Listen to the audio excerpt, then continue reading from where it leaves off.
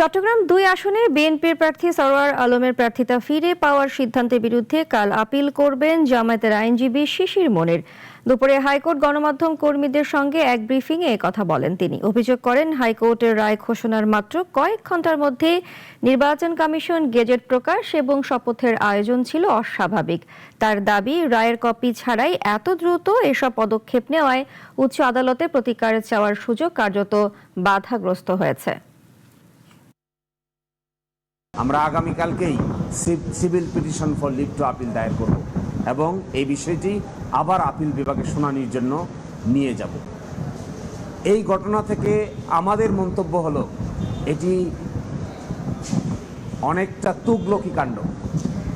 এই যে তুগলকি কাণ্ড ঘটানো হয় যদি আইন আদালতকে ব্যবহার করে, তাহলে আমরা অতীতে দেখেছি কারো ভবিষ্যতেই ভালো হয়নি।